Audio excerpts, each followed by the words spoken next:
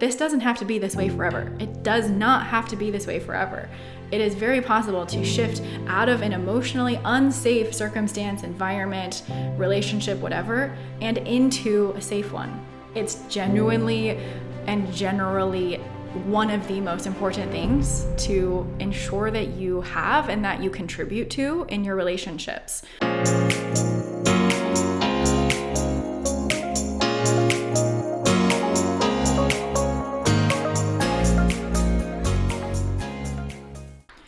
If you can relate to the story that I'm about to share, this episode is going to be really, really helpful for you. I was in a relationship quite a while ago, early 20s is when it started. And this relationship, I was in and out of it for about 4 years. It was very interesting. I felt very uneasy in it a majority of the time. There was a dynamic where I felt afraid. I didn't always feel very safe. I felt a lot of anxiety, and I was questioning so much of my experience being in this relationship. I was sad a lot. I was crying a lot. Like, it wasn't always super happy. Again, I was questioning what was going on. Like, is this abuse? Is this normal? Is this what I should be expecting? At that point in time, I had had a couple, I think maybe 2 significant relationships. And this one was obviously the next closest, most significant relationship that I'd had up until that point. And so I just didn't know what I was experiencing. I was really unsure of his feelings for me and mine for him. So again, a lot of questioning going on. And I was really afraid to bring up my needs. I was afraid to even have needs. I didn't know exactly how to access that part of myself. And when I would try to bring up needs, I was afraid. And when I say bring up needs, I mean like I would try to ask for more time together, or for us to be more connected, or have deeper conversations about our feelings and where we're at. And I think that looking back, I was really unsure if like what we both really wanted. We both were really attracted to each other, and there was a lot of love there for sure, but there was something missing, like this lack, this foundational important piece of this relationship that I'm going to get into later. But that kept manifesting for me as fear of judgment and fear of criticism, and thinking that if I brought up any conversations about really anything, that I would trigger anger and it would lead to conflict. And there were even certain moments in time that I can distinctly remember that I would feel shattered. Like, we would have conflict and we'd argue and we'd get into a fight. And I felt so unsafe that I literally felt energetically, mentally, emotionally that my beingness just shattered into pieces. And at the time, my way of coping with that was to just run away and escape and be by myself. That never felt very good to me, as you can imagine. I didn't feel like who I was okay. I didn't feel like my needs or requests or anything that I really wanted to bring forward was valid or safe. I would feel gaslit a lot, and the defensiveness that I would be met with then made me feel very rejected, and like I didn't have a right to have a feeling or a thought or a request. I blamed myself a lot for this dynamic and this behavior of his. I'm not saying this as a victim. I'm not blaming myself now or him. I'm not saying that he's a bad person. I still have so much love in my heart for him because I've gone through a lot of my forgiveness and healing work. But at the time, I blamed myself for so much of what I was going through and why he was behaving certain ways. Like, I thought it was all my fault.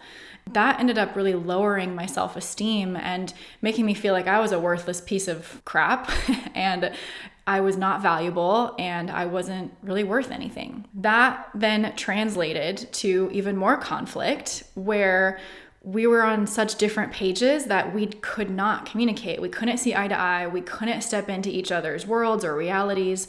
And that kind of conflict or fighting led to me feeling even more shut down and distant and rejected, unheard, and afraid. I'm sure that he didn't feel great either. I mean, it takes two to tango, and both people get very impacted by these types of dynamics. So I'm not the only one that I believe probably had a negative impact. I don't know for sure, but I know for sure for me, I felt scared to be myself a majority of the time. I felt like I couldn't be myself, like it wasn't accepted, it wasn't loved, it wasn't okay.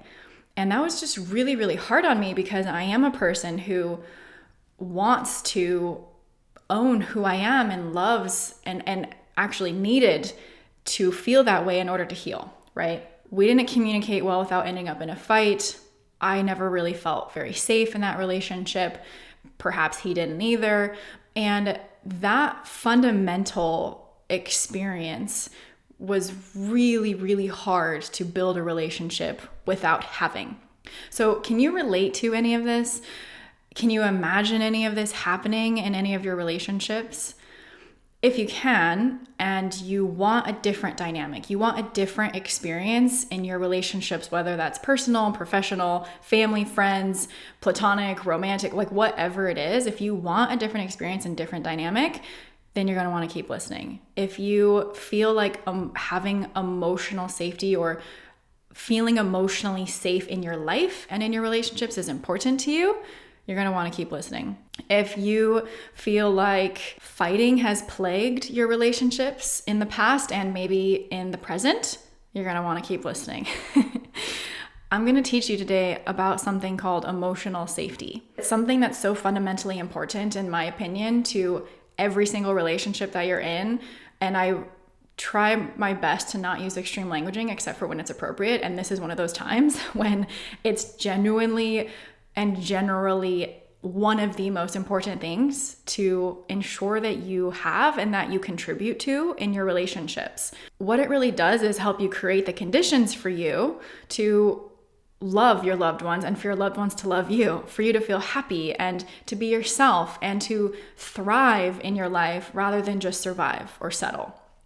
So trust me, your current and or future children will definitely thank you for this. This is something that in my belief system is like coming up in the consciousness of humanity because it's time to clear all of this old baggage and all of these like generationally past wounds and trauma and behaviors and things that we've done to each other that have kept us in a fear loop and have kept us in a low vibrational state that keeps the fear fed.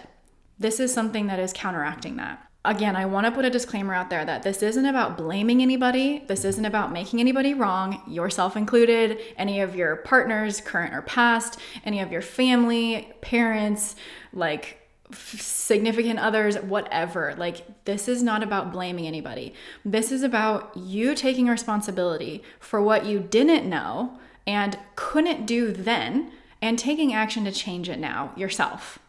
Okay? That's my whole shtick, is like, we have the power to change our circumstances. We have the power to change our dynamics and relationships.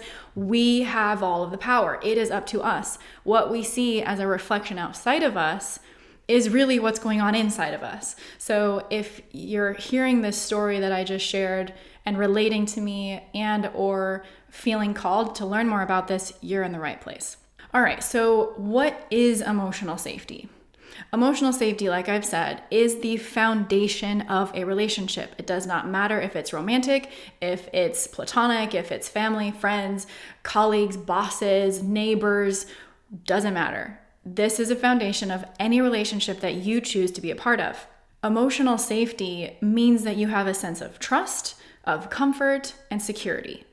You don't need to have those things like 10 out of 10 perfect in order to have emotional safety, but those things need to be present to the extent that you can know that you feel safe, okay? Everyone has different tolerance levels. Everyone has different ratios, like a zone of tolerance for what they really need. And you need to know for you what your zone of tolerance is. Where is your boundary of like, this is too much for me or this is fine for me? I can't define that for you, nor can anybody, no therapist, no person on the planet can define that for you except for you. So that's something I'm going to get into a little bit later. That's important for you to do in order to have emotional safety. Okay. So the emotional safety in a relationship means that you get to be yourself. You get to be fully yourself, express yourself, and you get to become more of yourself freely. No judgment, no fear, no feeling of rejection, no retaliation. It's just a loving connection with another person where you feel like you get to be yourself and you get to become more of yourself. Okay, that's like the crux of how you can know if you have this, right? And again, I'm going to answer that question later. What are the benefits that you can get from emotional safety? Like, why does this even matter? Why would I want to have this, or why would I care about this? It sounds like a lot of work, or, maybe it's triggering for you at this exact moment, but that's okay. Just stay with me. There's a lot of benefits that you can get from emotional safety. I would say some of the biggest ones that I've seen people go from not having to having, myself included, is feeling loved and accepted for who you are in every moment. That, like I said, you get to be loved and accepted, embraced, honored, cherished in every moment, regardless of who you really are. We wear so many masks in our lives because we're afraid of hurt. We're afraid of feeling the experiences of our wounds. There's a lot of fear that drives a lot of our behaviors and our motivations, and that fear really gets in the way of relationships. Like, that's a really big area that fear comes forward. And so when you have emotional safety, a huge benefit that you get from that is that you can drop your mask, that fake personality or that fake persona or that fake part of yourself that you're putting forward to just protect yourself. You might not know that you have a mask or that you're wearing a mask. So I'm going to help you understand what that is a little bit later on. But if you already have an idea of the concept of what it's like to wear a mask or to really not be authentic or to like show up in your full self, that's what I'm talking about. When you have emotional safety, you can show up without that. You can be vulnerable. You can reveal your wounds and ultimately heal them rather than worsen them, right? You can feel validated, heard, and valued, reassured, vulnerable, supported, and empowered, which is the opposite of like what I shared in my first story of what I experienced, right? It's the contrast of what it feels like when those things are absent and what it feels like when those things are present. It's a wild, wild difference. And your experience of life will dramatically change if you've been experiencing that first scenario, like that first story that I shared, versus if you can and or are experiencing the second scenario. So even if you are feeling like so far you have emotional safety in your relationships, allow this to be validation that like you're doing things right and you're teaching people around you right. You're being a model, you're being a role model. You'll, if you have kids or you decide you want kids one day, you'll be able to teach them those skills. And what you're doing is literally breeding more people on this planet that are full of more love than they are fear.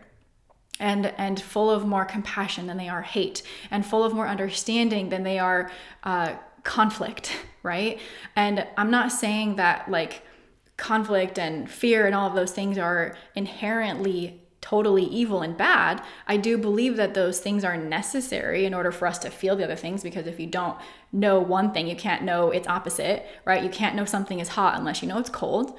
However, the idea is that when we live in one aspect of the contrast, aka the fear and the anxiety and the sadness and all of that, we have a desire to get out of it, right? So the other benefits of emotional safety, I would say, are feeling like a deeper intimacy. When you feel safe, you want to go closer, right? When you feel afraid or you feel fear, you want to go further. So it's a difference of like a closer connection and a distant connection. Emotional safety can really foster a stronger connection, deeper intimacy, if that's something that you desire. It also obviously helps build unbreakable trust. I have not ever seen a relationship that was fully trusting that didn't already first have emotional safety.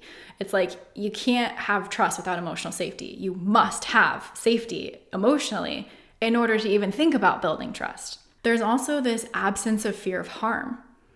If you don't have emotional safety, there's this primal part of your brain that's constantly scanning for danger and for alerts, like you're going to be harmed or you are being harmed. And even though our current society and the way that we are as humans and how we operate has really diminished those warning signs in us, we just, think that, oh, well, I have anxiety, that's just normal. No, that's your body being like, whoa, we have an alert system, an alarm going off. We don't feel safe. We feel like there's threats everywhere. We're overwhelmed.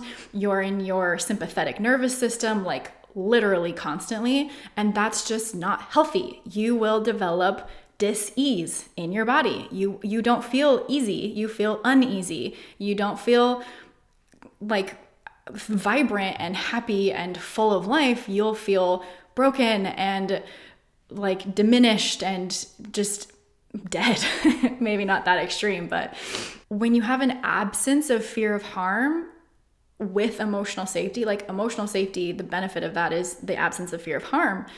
You don't have that alert system going off all the time. So you're more allowed to sink into your parasympathetic, your rest and digest, your peaceful state from a nervous system perspective, which not only allows your body to heal, it allows your body to restore, it prevents illnesses and sicknesses and disease and all of these different things. Like the crux and the root of that happening is literally if you have emotional safety or not, right? So it's a secure space for you to grow. And like I said earlier, to become more of yourself, to become more of who you are, to discover that.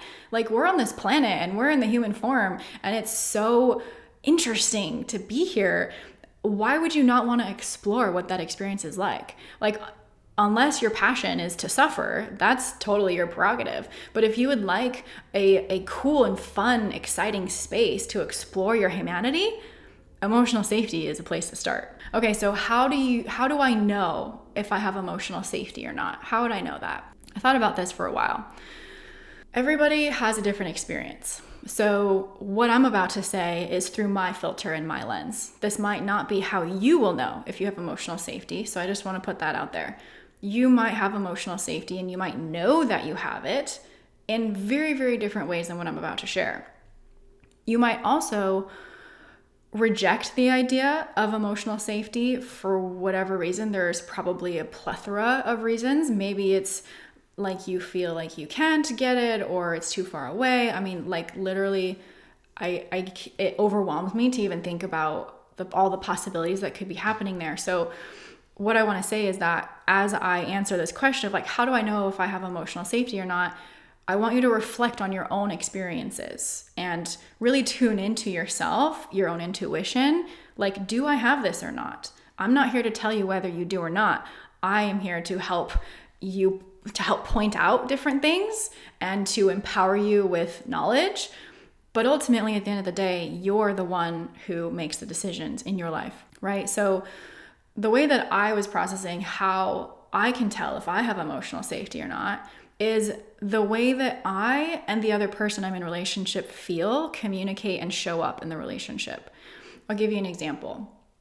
If I feel like I have something to say and I'm a little bit vulnerable with that something to say, and if I have this like huge spin out about feeling fear about what it's going to do and how it's going to impact the other person, and that other person might not receive it very well, that's a breach of emotional safety. In that moment, it might not mean about the whole relationship, but in that moment, I don't have emotional safety. I was working with a client once who we weren't talking about this exact topic specifically, but it was very apparent to me that this specific client did not have emotional safety due to how I could feel them living inside of their body.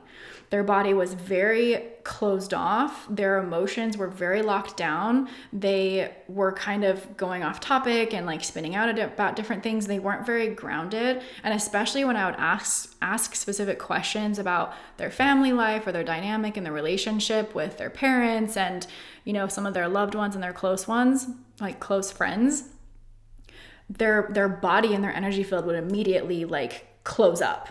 And I could tell that there just wasn't a feeling of like calmness and easiness inside of them, that potentially certain thoughts they were having, which I don't know, but sometimes I can hear thoughts that they were like, I can't reveal this. It's too scary. It's too deep. I don't know what will happen if I do. I might get retaliation. They might hurt me or get mad at me or whatever it is. Like there was just such a constriction and a restriction of themselves. And my heart broke for them, but I also was so excited. I know that sounds weird, but when I work with somebody and I can feel or notice these things in them, it excites me because I know that that can change. They have to believe that it can change and that they can heal, but I know that it's possible, and I'm always holding that pull for everybody, that this doesn't have to be this way forever. It does not have to be this way forever. It is very possible to shift out of an emotionally unsafe circumstance, environment, relationship, whatever, and into a safe one. It might feel like it's impossible or it can't be done, or, you know, you're already too far in, or you already have these habits, or you don't want to do it. Like literally there's so many excuses, but I'm here to hold the pole that like it is absolutely possible. That person obviously did not have this emotional safety, but as we worked together, they started to open up more and they started to feel more safe, because anytime that they shared anything, I was not judging them. I was not ridiculing them. I wasn't getting mad at them. I was just validating and listening and hearing and able to provide an environment and a container for them to unwind that constriction and restriction that was their body was very obviously telling me they had, and like slowly and gently, like a little flower that's opening up in the spring, that started opening up. And it was just a beautiful, beautiful experience for me to witness. And that's what can be possible in relationship for you. You don't have to have somebody like me to do that. I mean, it can help for sure, but that is the experience of what it's like when you have more emotional safety. And this isn't just for females or for women or the feminine energy in the dynamic. This is for both people, because I will tell you what, the relationship that I'm in now, when he doesn't feel emotionally safe, he does that same exact thing. He just clenches up. He, roots down into his avoidance and his little like withdrawer, which I have been learning to love more and more. And I can tell when he doesn't feel like he's safe to open up and that he doesn't share himself with me. Men will do very, very similar behaviors, but maybe with their own flair and their own style, depending on what kind of wounds they might still be believing they're holding on to. But this shows up in both genders and in both energetic dynamics in relationships. So going back to how do I know if I have emotional safety or not? You would also have, like I said earlier, an absence of fear of harm. So that means the absence of the fear of emotional harm, the fear of mental harm, the fear of physical harm, the fear of, even if you're very, very sensitive, like spiritual or energetic harm. Feeling the absence of harm it sounds so obvious, like, well, duh, you need to have the absence of fear of harm, but you would be surprised. Like a lot of people that I talk to and work with, they actually have a fear inside of them that their partner might do something or act a certain way. And that's not the partner's fault per se. That might be fear from that person due to past experiences and wounds they're carrying, but it's there in a lot of people. So if you have it, you're not alone. You're not a weirdo. You're not like the one little sheep off in the way that's the black sheep. A lot of people experience that. So if you do feel that way, I would say that you probably don't have as much emotional safety in your relationships as you might need. Another way that you might know if you have emotional safety or not, do you genuinely believe in your partner? Do you believe that they're a good human? That they're looking out for your best good and your highest interest, or your highest good and your best interest? Do you believe that they have your back? That they're even if they make mistakes and they might not always be perfect, that in a general sense, they're acting in a way that is not to harm you, or said in a positive way, that they're acting in a way that's looking out for you. Do you believe that about your partner? If you don't, you might not be providing emotional safety for them, right? So this goes both ways. You have to think about, like, how am I showing up in the dynamic and how are they showing up in the dynamic? Because it takes two to tango. You both need to have a commitment and have agreements around, like, this is something that's fundamental and foundational to our relationship. We must have this in order for our relationship to thrive, or even have the potential opportunity to thrive, and not just settle into some dynamic where we both feel like crap a lot, right? So it takes two. I would also add to that it's important for you to have a belief that your partner has a belief that you are a good person, that they believe that you're looking out for their best interest, that they believe that you're acting in a way, again, you don't have to be perfect, and yes, we all make mistakes, but that in a general sense, they believe that you are acting in such a way that you're looking out for their best interest and having their back as well. So again, two-way street here. And then finally, the last thing that I came up with when I was sitting with this question, how do we know if we have emotional safety, is what is your communication like? Communication is really the tipping point, in my opinion, and in my observation, of if you have happiness or if you're sitting in the seat of hell, honestly. And I don't say that lightly. I truly, truly mean that. Because I am connected to a lot of things outside of just the human form, I understand what it's like to not be able to understand a language or a certain intention, and to have a lot of fuzziness and lack of clarity in a certain type of communication. What I mean by that is, like, English is really dense.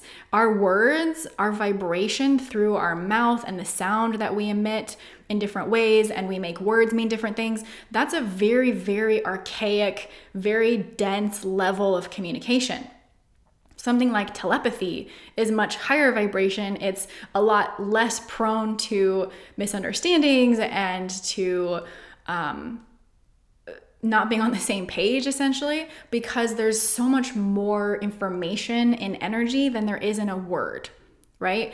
A word itself, when spoken out loud, and I know I'm really kind of drilling into this, but if this interests you, I really want to make this clear, that when a word is just spoken out loud, it has 20%, if anything, of the meaning of what that communication really is. That's why when you text, you don't really get a lot of information from that kind of communication. Something else that adds to the layer of understanding a communication is the tonality. What's the tonality coming through the sound of the word?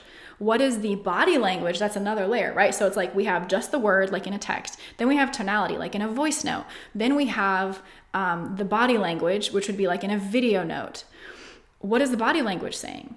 That is all communicating so much to your conscious and unconscious mind that you might not even be fully aware of, more than just the word being said. So I work with a lot of people who, they have texts back and forth with their partner or the person they're dating, and they're always trying to decode what they meant. And I love that they're so interested in wanting to know what's going on. But at the end of the day, you can't know what that person meant by just their words until you actually have a conversation, either with tonality and your voice, and or in person, where you can feel the energy, you can read the body language. That's all part of language. It's not just the words that are spoken, okay? So this is so important when we start talking about building emotional safety, which I'm going to get into in 2 questions from now. What can I do to have emotional safety? I'm going to tell you exactly what to do. But before we get into that, I'm just really drilling into this because communication is such an important part of the whole picture. Not only is that going to help you build emotional safety, it's going to help you work through healthy conflict. It's going to help you learn more about yourself and who you really are. It's going to help you express who you are to the world. I really feel if you want to even start trying to develop other forms of communication like telepathy, if that feels crazy and woo-woo to you, then just ignore what I'm saying right now. But if that's like something that interests you, like telepathy is so freaking cool. I have been practicing with my dogs of all creatures, and I swear to you, my dog Rhea, she communicates with me telepathically. I can receive pictures from her. Like when I used to fly on the airplane with her, I would send a picture to her, letting her know, like in my mind, I would send a picture to her and I would let her know, like, hey, we're going to go on an airplane in 3 days. This is what it's going to look like. I would send her a movie or picture of like us going onto the airplane and us taking off and us landing and us going through the airport. And I swear to you, when I started doing that, which was a suggestion by one of my intuitive healers for myself, I started doing that and her anxiety dropped like 50 to 70%. She was way less anxious. She seemed like she was actually having a good time. She was not like drooling as much in the mouth. Like she had physical responses that I noticed were different. She would sleep better when we were on the plane. She just wasn't like trying to rush to the airport as much. She had a lot of really, really beautiful benefits from that. So like, I know I'm going down a totally weird rabbit hole, but my point is that communication, whether you want to work on the telepathy part, even with another partner, like just doing fun exercises where you send pictures back and forth. Oh my God, that reminds me. There was this really, really freaking cool experience that I had with my partner a couple weeks ago. He was taking me on a date and we were at the restaurant and I didn't know what we were doing next after dinner. And I was like, send me a picture. And so he like, settles down and he breathes and he sends me a picture. Well, actually, I should say that before this, I tried guessing. I was like, are we going on a sleigh ride? Are we like going on motorcycles? Are we going on four-wheeler? Like I kept seeing like wheels or something even before he had sent me the picture. And I was just guessing and I wasn't really getting it. So I was like, I tell you what, send me a picture and I'll see if I can get it from your telepathic picture. So he sends me a picture just like telepathically. And I think this might be dramatic, but like within 30 seconds to a minute, I was like, oh my God, we're going ice skating. And he was like, yep. I was like, yes, because I saw the picture in his mind that had, at first I thought it was a wheel, which is partly why I kept guessing like four-wheelers, bikes, like what's going on? Because I could see the little curve of the arch of the ice skate. And when he sent me the picture, he was like, yeah, I sent the picture of looking down at the ice skates and you could see the little curve of the base of the ice skate. And I was like, oh my God, this is so cool. So anyway, I digress. That's just like a fun little anecdote there about telepathic communication. But back to what we were talking about, communication. It is the root of what can help you in your relationships, okay? Okay, I'm going to come back to that. What happens when emotional safety breaks down or it didn't even exist in the first place? Well, there's a lot of things. Relationships can become or they might already be toxic, be distant, feel defensive, unhealthy, and to the extreme degree, even abusive. What happens when emotional safety breaks down is that you might feel bad about yourself. You might, like I said earlier in the beginning with my story, you might experience like your self-esteem get chipped away slowly, piece by piece over time, or maybe big honking chunks of it are like gone. And then you got to do a lot of work to go get those parts of you back. There's an experience that it feels like you're being torn down, or that you are maybe tearing your own self down, or just in general, like you're torn down rather than being built up or building up. Tearing down rather than building up, right? The last significant part, I think personally, of like what can happen or what is happening or what does happen when there's a breakdown in emotional safety or when it doesn't exist, is that it worsens your wounds. It does not help heal them.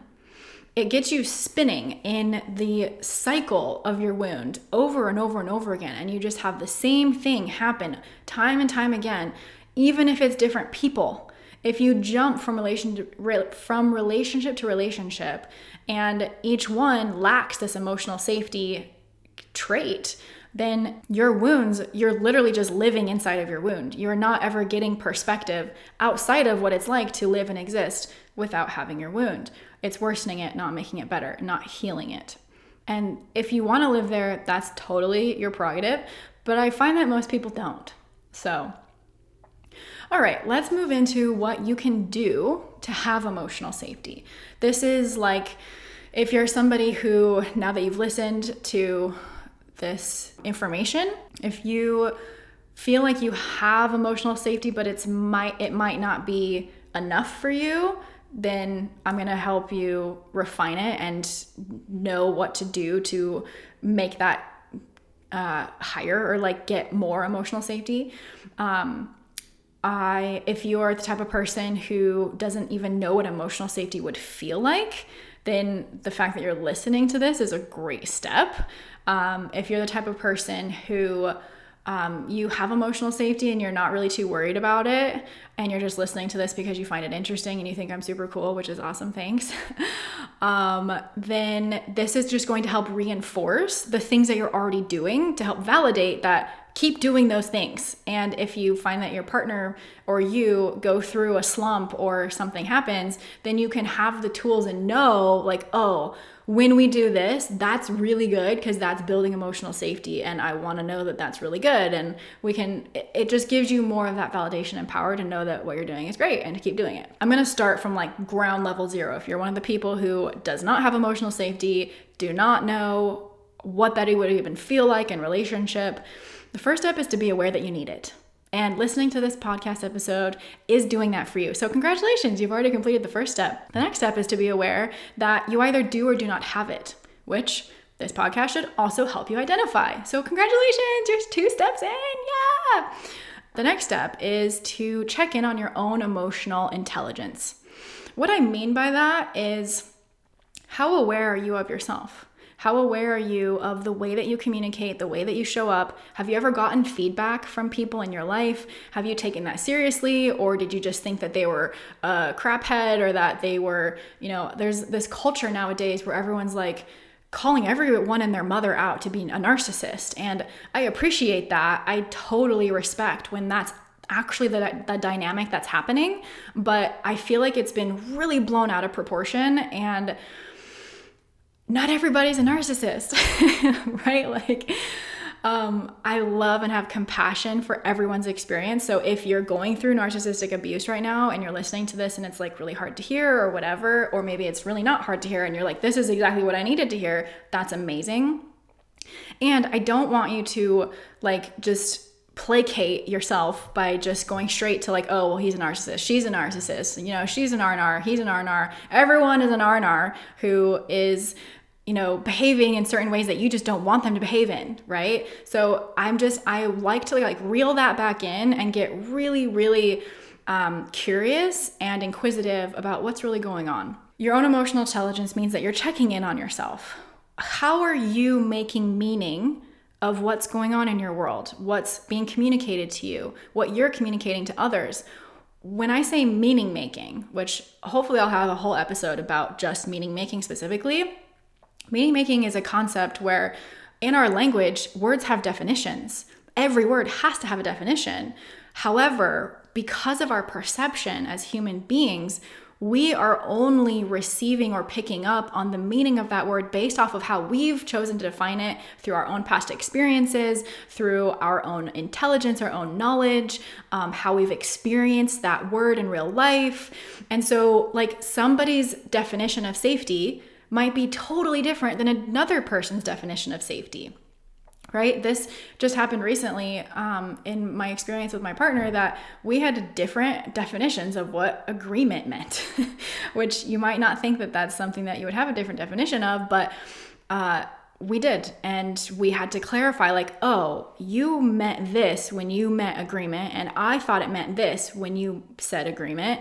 And let's like check in on the fact that our 2 worlds are totally different because we have different definitions of these words, and let's come to a place in the middle, right? So meaning making is happening all over the place. You are a meaning making magician. And you, like, I was just working with a couple of clients actually, that I have to check in with them over and over and over again, because they've been ingrained in the culture that we've had, where when people act a certain way, it means something, right? So like if a guy that you're dating like doesn't text you for 3 days, it means he's moved on and he's dating other people. Like that blows my mind, because it's like, who gave anybody permission to say that this very specific behavior meant this one thing across every single human being, across every male person? Like it's so inappropriate in my opinion. So I'm always really wanting to check in on people that I work with, and I want to bring this information to you that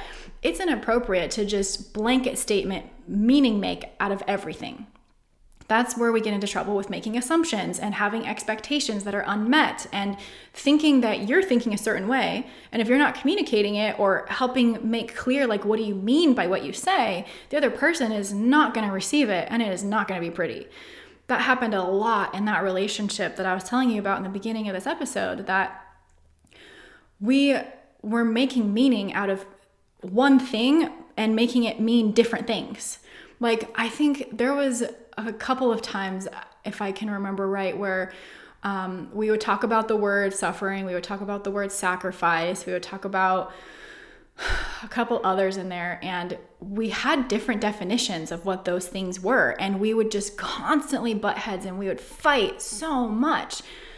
And at the end of the day, we just had different meanings of what those concepts were to us and how they showed up and what they meant and why they were important or not important. And like, if you are living in a world where you have totally different definitions of things, or you're making things mean something that they're not, then you're not living in a world that's going to play nice with others, right? So this step that I'm talking about, like checking in on your own emotional intelligence, you need to be aware of the things that you're making mean things. Like, again, I'll give you another example. For instance, if your partner is working late and you've been suspicious of him working late like 3 or 4 days in a row because that's not like him, your immediate instinct, if you have an abandonment wound or a rejection wound, might go to like, oh, he might be cheating on me, or he's hiding something from me, like, or he doesn't want to spend time with me.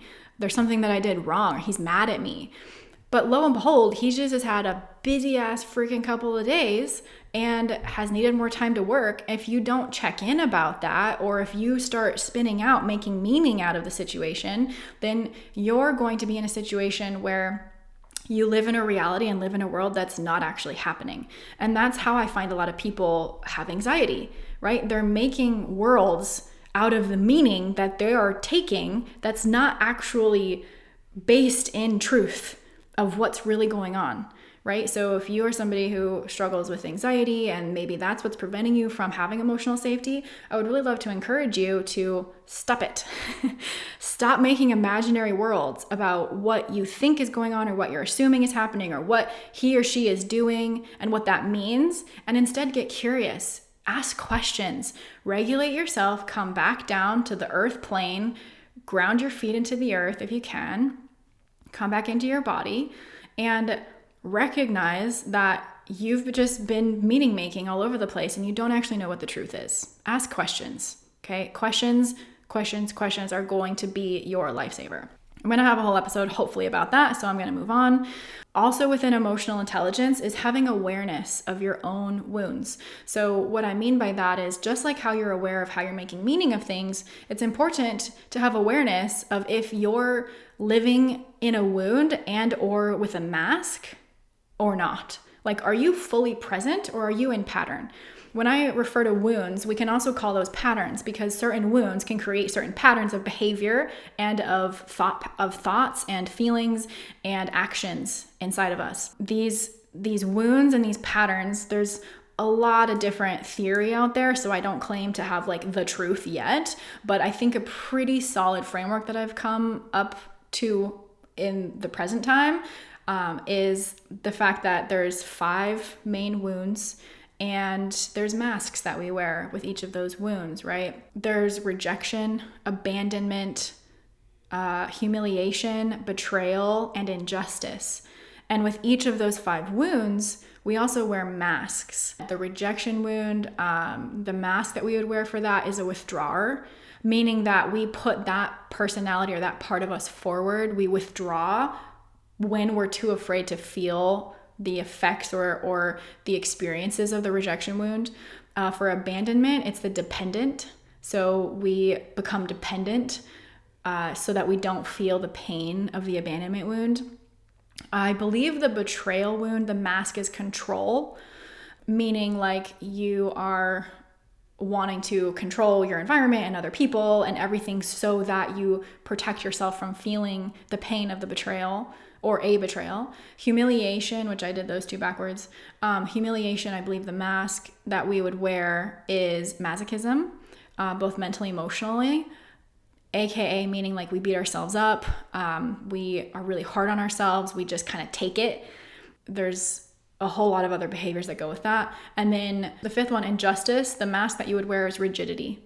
So rigidity meaning like, I kind of think of like type A people having a little bit more rigidity than other people.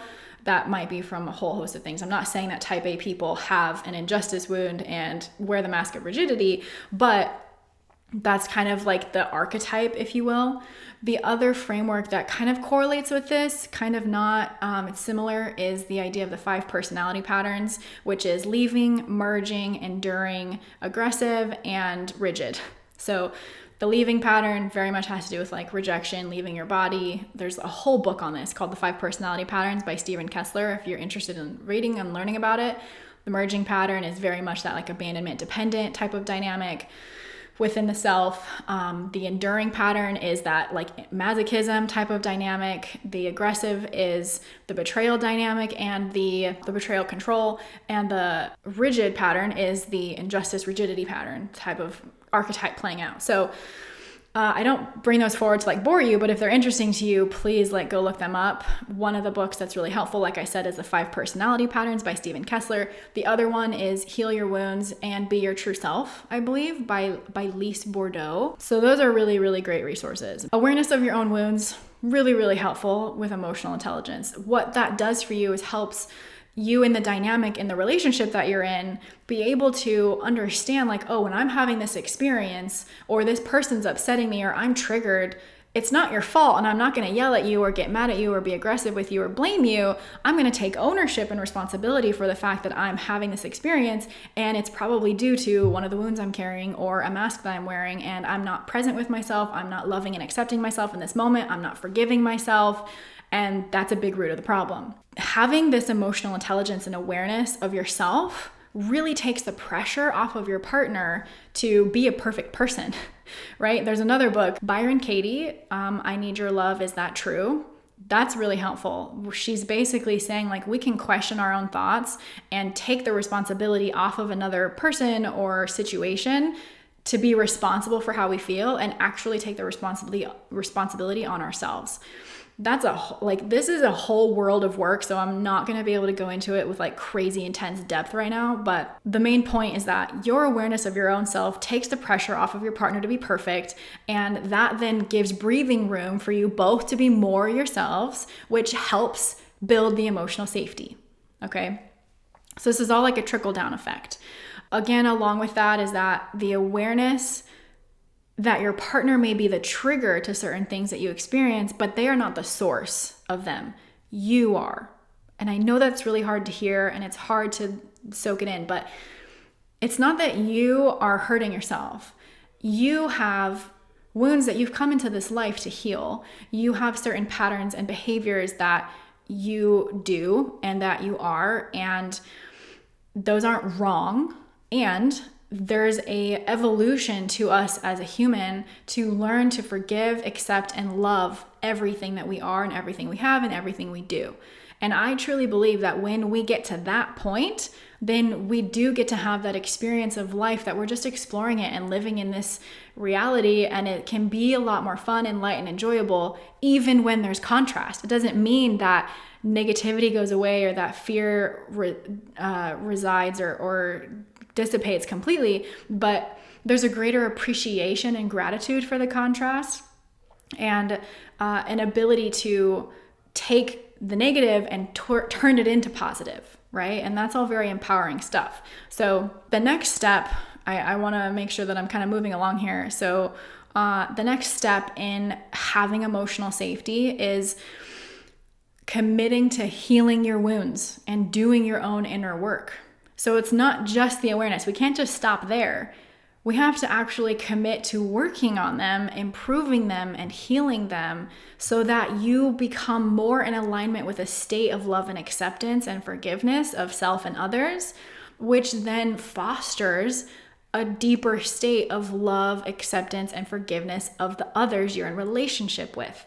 Because like I said, we are fallible creatures. We are going to miss the mark. We aren't going to be perfect. We don't know what we're doing here. We're just kind of like flailing around like these little things and creatures that don't know what's going on here. And we're doing the best that we can. A majority of us are always doing the best we can with everything we have in every moment. The ability to step into love and acceptance and forgiveness for yourself then provides that to the other person, which builds emotional safety, which again gives you all the benefits of what emotional safety gives you. Okay, and then I have a couple other things on here of like what you can do, and they're really, really big topics. So I'm gonna move through them, not totally briefly, but you can look for future episodes of these topics from me. The first one is having healthy conflict. A lot of people have a bad taste in their mouth about conflict, and they think that if you have conflict with your partner, that you're in the wrong relationship and it's not good. And there's this, cultural idea that like once you get married, then that's when the work really starts. And if you are not like having the quote unquote honeymoon phase forever, that there's something wrong. And that's just quite simply not true, at least in my experience and opinion. You can have your own opinion, that's cool. But I do believe that there is a way to have healthy conflict that helps you grow and become better, right? Like the till in the soil is a conflict for the soil because it's getting moved around, it's getting shaken up. But at the end of the day, it helps enrich the soil so that it can grow more crop. It can produce more. I think of ourselves in the same way, that conflict is kind of like the till that's like stirring us up and moving different things around and making us feel uncomfortable. But at the end of the day, if it's done in a healthy, productive manner, it's actually helping you be a better person and closer to who you really are. That opinion has become a little bit more popular in our culture, but maybe hasn't been in your sphere yet. So I'm happy to bring that to you. Healthy conflict is absolutely possible. It's totally a thing. The ways to foster healthy conflict are a lot of what I'm talking about. Having emotional safety. You don't even necessarily have to have like a full-on commitment in a relationship if we're talking about like romantic relationship, but the underlying base is that you have emotional safety, and having emotional safety means you're having healthy conflict. So it's kind of like what comes first, the chicken or the egg. If you have healthy conflict, you build emotional safety. And if you build emotional safety, you have healthier conflict, right? So they feed each other. The other things that can help you have healthy conflict so that you can have emotional safety is having conscious communication. I want to give you a couple examples. I have a whole course, like a whole teaching on this in my course, the Highly Sensitive Person course called HSP SOS. So if you are a highly sensitive person and you want to get better at communication and build emotional safety, please check out that course. It's on my website, findinghomehealing.com. It has like all of these different scripts of like every situation you could imagine. It's got like, what to say when you want to set a boundary, what to say when you want to make a general request, make a specific request for what you need, when you want to say no to something, how to kindly and respectfully disagree with someone, how to check in with your partner or someone, if you want to resolve conflict that you already had in order to get back to a place of peace and harmony, if you're having a disagreement, right? So in all of these situations, I literally have like word for word how to communicate and what conscious communication would be like and look like. In a general sense, you want to make sure that you know the intention behind what you're communicating. That's like bar none, like the most important thing, like what are you communicating and why? What's your intention behind it? Do you have a negative energy? Like, I want to blame you and I want to hurt you and you hurt me, so I'm going to give it back to you and I'm going to use really cutting, hurtful words. Like, that's not a good place to communicate from. That's not a great intention. So checking in on your intention, like, have you processed your raw feelings? Have you gone through the emotional digestion process, which is for free on my website? If you go to findinghomehealing.com, scroll to the bottom, it's there. Go through the emotional digestion process first so that you can clear yourself of like really charged emotions, and then come at a communication prospect with a positive intention where you're really wanting to share how you're feeling, what happened, or what you're needing, and be met with a similar feeling of like acceptance and safety, right? So make sure that you have that intention set. You want to always ask for permission. Always, always, always, always, always ask somebody for permission. Unless you have some type of agreement around the contrary being okay, aka like where you just get to say whatever you want to say, whenever you want to say it, however you want to say it, that's cool. But more often than not, people appreciate being asked for permission. Like, hey, I'd like to talk to you about something. Is now a good time? Or would a different time be better for you? Right? Perfect. Great. You're already setting up the conversation so that the other person is able to meet you. They're able to say yes. They're not just getting dumped on. They're not, being coerced or manipulated into having a conversation. Like, it's just such a smoother experience. And you always want to start with positives too. Like, I'm not saying that you have to gas that other person up, but like, start with positives. Start with things that you appreciate, the goals that you have for the share that you're about to express, the intention that you came to conclusion of, and why you're really wanting to communicate. So the other person has an idea of like where you're at, where you're coming from, why you're wanting to talk. Like, you have to remember that when you communicate with somebody, they literally have no idea what's on your mind. They do not know where you're coming from. They don't know what you're going to say. They might be having their own experience where they're having a lot of anxiety and they're spinning out about certain things depending on what their relationship with communication is. And you just never know. So I always like to err on the side of caution, that starting gently, being positive, having an intention, being, in a grateful state is usually the best way to go. And when you state that's your intention and all these things, you also want to check in with them in the conversation. Like, are you with me? Does that make sense? When you do that, it helps engage them into the conversation so that they're not just sitting there like going off on their mind on all these crazy tangents. I mean, sometimes people can listen, but a lot of people aren't trained in active listening, which is actually something that is going to help build emotional safety also. But you want to check in with them so that they're like engaged in the conversation. You're not just talking for ages and ages and ages. You want to pre-frame objections most of the time. Like, if they think that you're going to say something hurtful, or if you could imagine certain, what I call stories are happening for them, like they're just confused, they don't know what's going on. Maybe they do, but in this scenario where they don't know what's going on, you want to like pre-frame any potential objections that they might have. An example of this would be like, I'd like to handle some things up front to keep us focused. If you're starting to like share a boundary, or if that's what the intention is behind the communication, you can say something like, I know that you love me with all your heart. I know you would never intentionally do something to hurt me or make me feel unsafe, unloved, or disrespected. That truth is coming from that other nugget that I told you earlier, that like, to have emotional safety, you have to genuinely, truly believe that your partner or the person that you're in a relationship with is in it for your best interest, that they have your best interest at heart. So you can genuinely say like, I know that you would never intentionally do something to hurt me. And going along more with this, like handling potential objections, you can say to them something like, I'm sure that there's some reasonable explanation for why this is happening or why this did happen and the way that it is. I'm not trying to attack you. I'm not trying to accuse you or criticize you for doing anything wrong. I know that you're always doing the very best that you can. I know sometimes I am sensitive to things and don't always fully understand what's going on and why it's happening.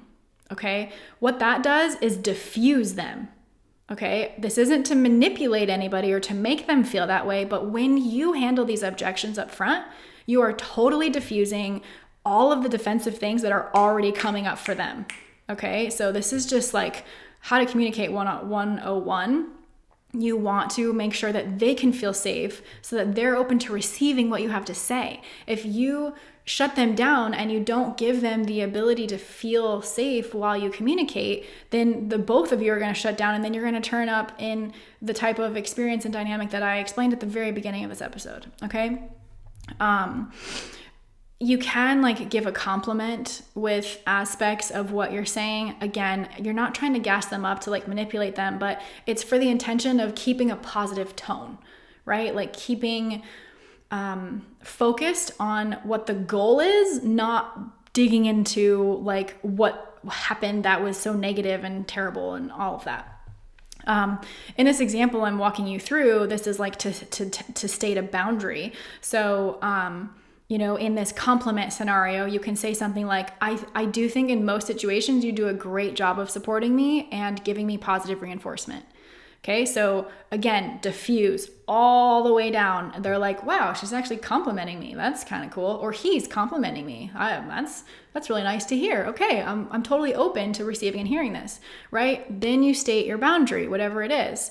Whatever you're not okay with, perhaps a boundary was crossed, or you're trying to express what doesn't work for you, what's unacceptable, what you need to avoid, whatever. So in that type of situation, be very specific. Like I said earlier, our communication, even when we're so tactful and we're so in line with wanting it to just go a certain way, we can fumble, and our words are not always going to mean the same thing to everyone else. So you just want to be very, very specific.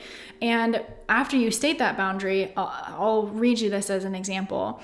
I have a boundary specifically with our communication. It doesn't work for me when you lecture me, disapprove of my relationships, speak negatively about the people I love.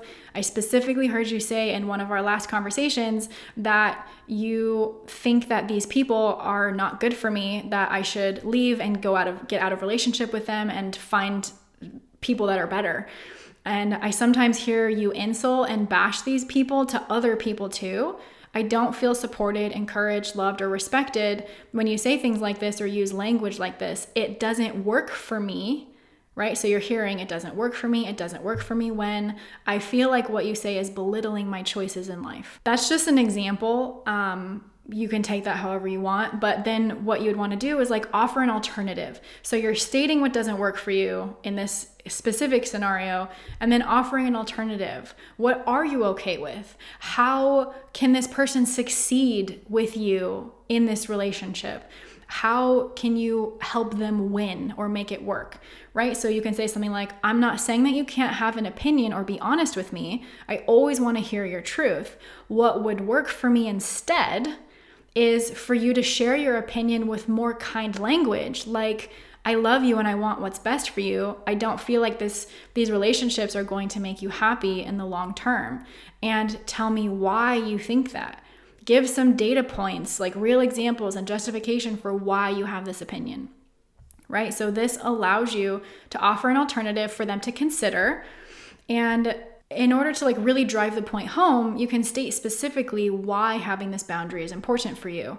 You can say literally this will help me feel, this will help me do, this will help me have. If this happens, it will help me in some way. That automatically enrolls that other person to be oh, I get why this is important to them. I get why this matters to them. If they genuinely, truly do love you and have your best interest at heart, they will want to help you feel the ways that you'd want to feel, or do the things you want to do, or have the things you want to have, right? So this will help me feel more supported, more open to listening to what you have to say and actually take it into consideration. When I am spoken to kindly and honestly, I feel loved, looked after, and important. When I am spoken to with harsh negative language, I feel shut down, criticized, like I don't want to talk at all. I would like to maintain a relationship with you, so it feels important for me to share this boundary. Okay, there's a bunch of different nuggets. You can also give reasonable consequences if the boundary is not honored. Say something like, if this boundary is not honored or taken seriously, I will have to step back from our relationship and only communicate once in a while for quick check-ins. right? Like depending on the type of relationship dynamic that you have, this example was written as a very specific example to help you get what these different steps are. But these can change and will change depending on what situation you're in to communicate. But my hope is that this is giving you a framework and an idea of what a conscious conversation or type of communication would look like, sound like, and feel like. You would ask them if they agree to act and fill this boundary or fulfill this boundary. Like, are you willing and able to agree to respecting this boundary? Do you need any more information or guidance to respect this boundary? And, have the dialogue, whatever, and then wrap up with positives and gratitude. Say like, I love you so much. I want to continue having a healthy, loving relationship with you. Thank you for listening, being willing to adapt your communications to support our relationship. And that helps leave on a positive note. You can also ask if there was anywhere that you crossed their boundaries, which is definitely a tougher part at times. We really have to drop our defenses and really step into like, have I done this to you? If I'm coming to you because you've crossed one of my boundaries, have I crossed one of yours? You can say, is there anywhere I crossed your boundaries? And have a similar dialogue, right? So that's an example of what a conscious conversation would look like and a format for if you're talking about a boundary specifically. Again, I have a whole document. I don't even know. It's like 23 pages of just straight up like examples of different types of conversations and how to structure conscious communication. That's in the HSP SOS course on my website. The conscious communication is really important to come from a place of kindness, respect, non-judgment, and a lot of validation. Hopefully I'll also have episodes in the future, which you can look out for, about more conscious communication tips and tools, setting agreements, having boundaries, what to do when those boundaries get crossed, how to have an agreement, how to know what you even need in an agreement, those types of things. When you focus on that in relationship, then you build emotional safety. Okay? If you are going about your life and you're not having boundaries, you're not speaking about agreements and how you're interacting with each other in a dynamic, then you're just kind of like being taken to the wind and you're just at the whim of whatever's going to happen, which probably is, I don't want to say probably, but it might take you down a road you don't want to go down. Okay, so the last thing that I'll say is emotional safety with communication specifically. It's important to have emotionally safe communication, right? Again, it's kind of like what comes first, chicken or the egg? Do I have emotionally safe communication that builds emotional safety in the relationship? Yes. And does emotional safety in a relationship help foster emotionally safe communication? Yes. I also have a really helpful guide for emotionally safe communication in that same course, but I want to give you some tidbits here today. To spot emotionally safe communication, you want to look for things that are happening and things that aren't happening. Okay, so what I mean by that is like asking for permission to talk. That is something that should be happening for emotionally safe conversation or communication. Acknowledging the other's feelings, saying things like, I appreciate that you feel that way. I respect where you're coming from. I hear you. I see how you could experience it that way. That helps completely diffuse their anger. Like I had a conversation with my man, I think it was even last night, and he felt so angry. He was so angry. He wasn't taking it out on me, but internally, like he was so angry. And when he made it clear to me that like what he needed in that moment was for me to hear him and listen and understand and get his world, then immediately I knew exactly what I needed to do. And I put everything aside that I was feeling, thinking, any of my own defenses, and heard his whole reality, asked if there was anything more that he needed to share. And he specifically needed to hear me say, like, I get why you would feel that way. And I get how you experience that. Like he just needed that bit of validation. And once that happened and he ate some food, then that anger dropped by like 25%. And then the more that I let him know that it's okay that he was feeling those ways and that I could understand why he felt those ways, the anger dissolved and it disappeared. And the dynamic shifted so much to the point that we could have a conversation. I could then feel supported in expressing my side of it. And sometimes the way I am, I'm like super connected to my tears and my emotions, and I was like bawling, sharing my world and my reality. But he was in a calm, grounded state in order to receive that. So I had to show up in a calm, grounded state to receive him, and that allowed him to be in a calm, grounded state to receive me. And what that did was foster the ability for us to have a productive conversation and to understand the shortcomings and what he didn't understand about my world and what I didn't understand about his world, and be able to meet in the middle and be like, look, this is what we need to work on. This is the shortcoming that we had or have, and this is how we're going to make a plan or make agreements to approach it differently in the future. And now we have a couple different agreements set up, and we have we did some idea generation of like, what could we do to make this better? And that then helped bring us closer together again. So that's really helping the other person feel like their experience is valid and it happened for them and that's real. Even if you disagree with it, it's important to allow that person to have that experience so that they feel more safe and not like they have to be on the defense and they have to, for lack of a better term, like prove that that's what they experienced, because that was their experience. That's totally valid for them, even if it wasn't your experience. Another tip for spotting emotionally safe communication is if you're able to actively listen and respond and reflect emotions or thoughts that are being shared in a calm, centered, and grounded way. So what that would look like or sound like is, I hear that you're feeling really upset and angry with the way that you felt I was treating you, and I can appreciate that that felt really upsetting for you, and I can understand and see why you would feel so angry about it now. What I'm hearing is that you're pretty frustrated right now and are needing to express that this is happening and that you would like it to stop happening. Am I hearing that correctly? Okay, so that's an example of actively listening and reflecting what you're hearing so that they know that you're actually receiving what it is that you're saying or what they're saying. You're receiving what they're saying. There's quite a few other tips to spot emotionally safe communication, but I want to also share some things to spot that indicate that you're not communicating with emotional safety. And that would look like getting defensive, aggressive, or making the other person wrong, whether you're doing it or they're doing it. This would look like or sound like, I didn't say or do that. No, that's not right. You're not right. You don't remember that right. You have it wrong. Why are you telling me this? Why are you acting this way? Stop talking so much. Those are very, very hurtful and defensive types of communications. Another thing to look for is making up excuses for acting a certain way. Like, oh, well, I didn't do what you asked me because I just got busy with something. That's very much putting the other person off and not owning that you did something or act a certain way. Like you're just totally putting off responsibility and blaming it on something else.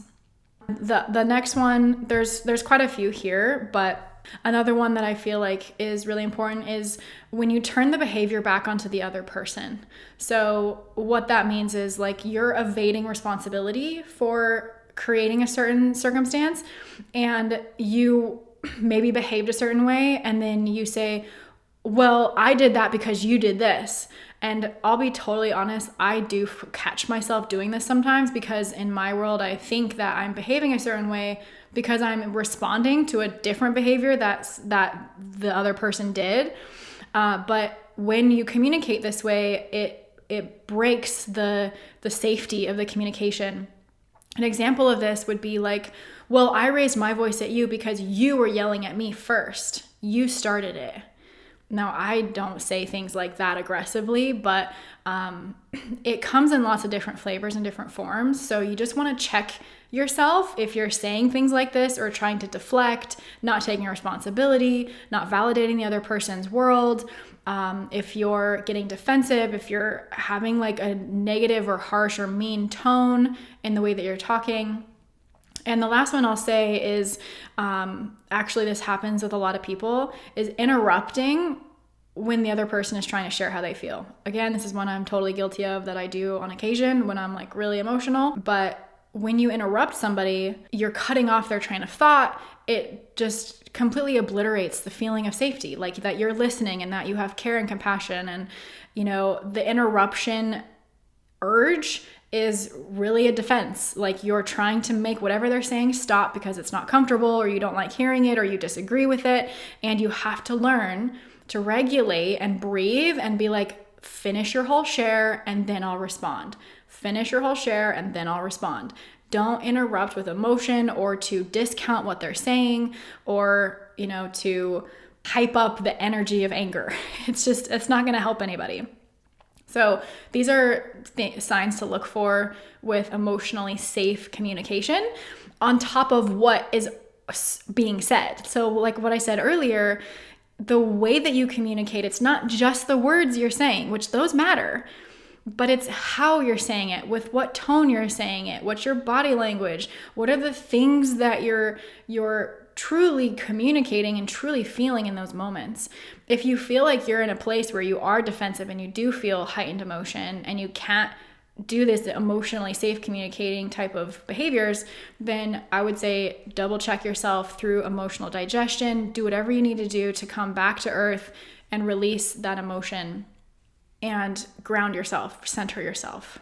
Okay. The rest of all of these tips for emotionally safe communication are available inside of my HSPSOS course, which is on my website, findinghomehealing.com, on the course tab. You can find it all there. And there's a whole lot more that we dive into in that course with relationships specifically for highly sensitive people. But if you're not a highly sensitive person, it can also still very much help you. So there's that. I'm saying this not only from personal experience and not only from people who I've taught these things to, and it's deeply, deeply helped them in their relationship. I'm teaching this to you because I think that this is such a fundamental part of what's important in our relating to each other and just relating to ourselves actually in general. And that if we were to foster more of these attitudes, more of these ideas and behaviors and actions, and actually knew what to do and how to do them, then we would have a better life. And that's what I crave so much to express. Like my purpose on this planet, if you haven't listened to many other episodes before, is to help people become more of who they are, live a life that they feel aligned with and fulfilled with, and that they are thriving, that they are having deep, beautiful experiences of love and of whatever it is that they think is like the fullest expression of themselves, right? So let's sum up everything that we've talked about. We went into a little bit of my past and learned about some experiences that I used to have when I did not feel emotionally safe and did not have emotional safety in a relationship, what that felt like, what it looked like, what you might be able to relate to. I answered a bunch of questions around like, what is emotional safety in relationship, the benefits that you can get from emotional safety, how do you know if you have it or not, what happens when it breaks down or it didn't even exist in the first place, and what you can do to have it or to foster it and to get more of it. We've covered a lot today. I actually didn't expect that we would go this long, but apparently I had a lot to say. So I'm really praying and hoping that this was supportive for you. Again, if you would like to get some of that support with the relationship stuff, with conscious communication, with emotionally safe